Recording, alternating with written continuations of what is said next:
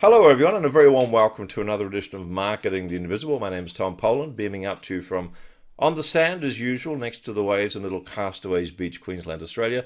Joined today by Nancy Halpern. Nancy, g'day, and where are you hanging out? I'm hanging out in New York City, where I usually hang out. NYC, the Big Apple, the city that never sleeps. Nancy, appropriately, therefore, is a nationally recognized leadership consultant and pioneer in the field of talent development, but this is where it gets interesting, who diagnoses political dysfunction in organizations.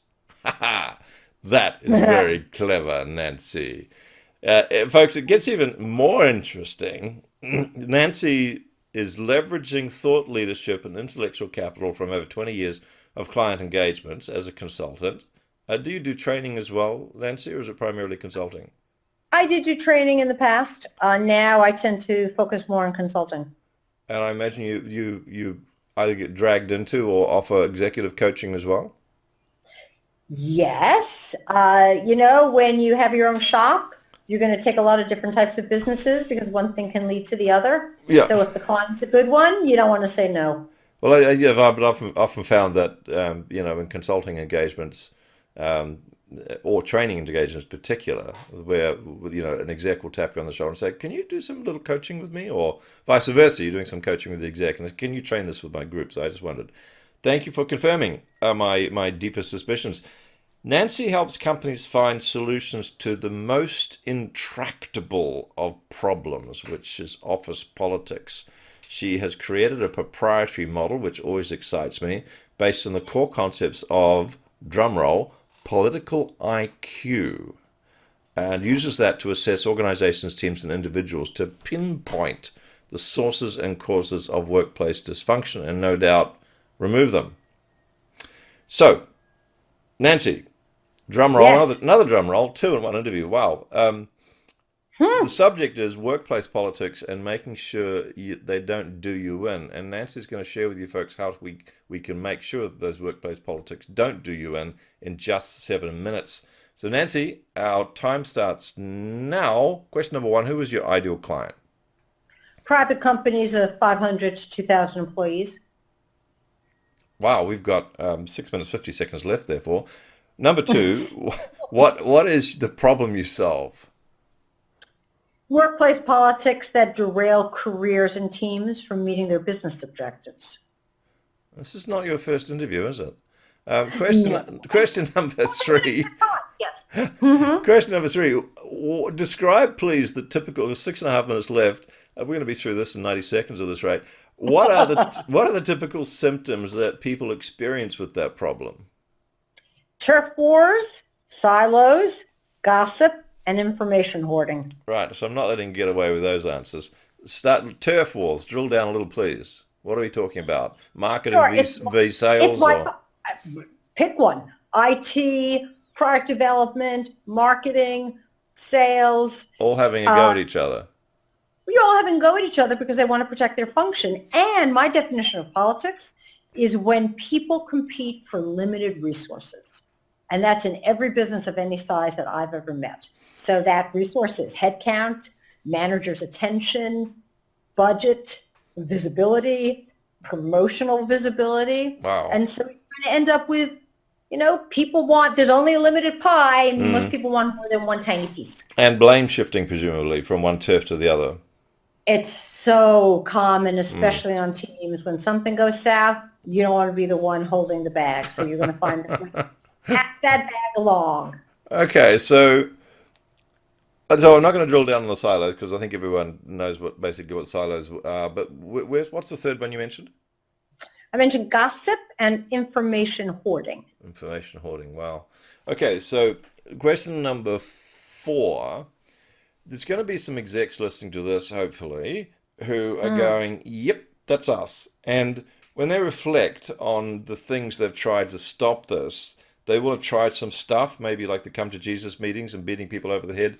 What are sort of other common mistakes would an exec have made, typically, who's tried to solve this problem of turf wars, silos, gossip, and hoarding information? Well, let's say it's about their team. Typically, most teams are not teams. They're work groups. because teams are a group of people that share a common objective for which they're all accountable for, which means it shows up in their incentive systems and their reviews. But nobody does the hard work of figuring out what that is and making sure that's your primary team. The other things I see managers do, or at any level, they get overly emotional versus reactive, which means they get more directive, which people feel is just sort of blah, blah, blah, blah, blah. And people fail to create strategic alliances and early buy-in. So that also happens. They just end up debating.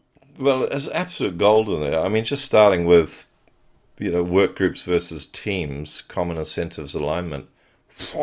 There's a book or two in that alone.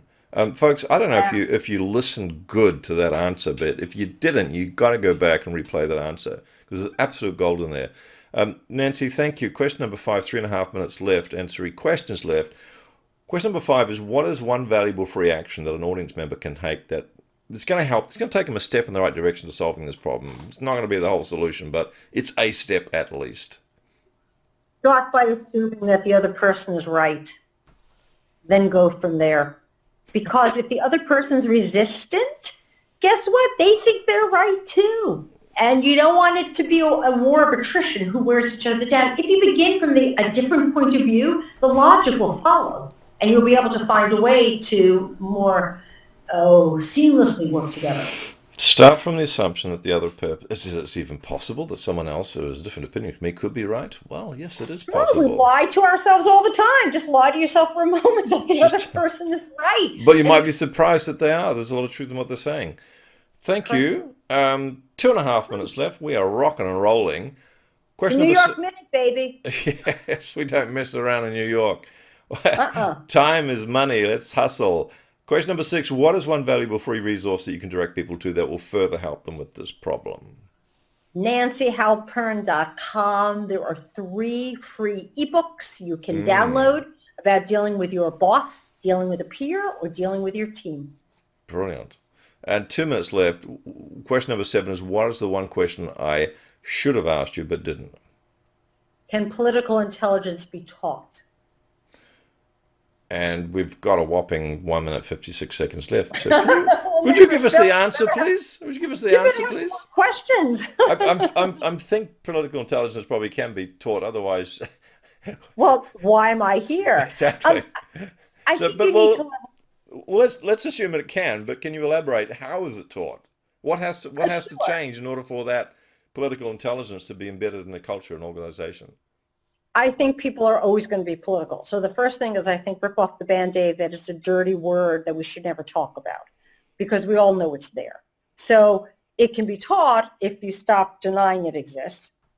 And then if you think about it in service to the business, it's one thing to be political at someone else's expense. That's called conquest.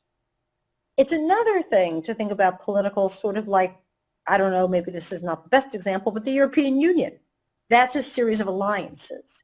And how can you influence others from your point of view? How can you generate goodwill? How can you read the chessboard? Those are powers of actually strategy.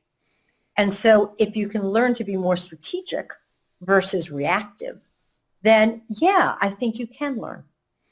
Absolutely brilliant. Nancy, thank you so much for your time. My pleasure. Thanks for checking out our Marketing the Invisible podcast. If you like what we're doing here, please head over to iTunes to subscribe, rate us, and leave us a review. It's very much appreciated. And if you want to generate 5 fresh leads in just 5 hours, then check out www.5hourchallenge.com.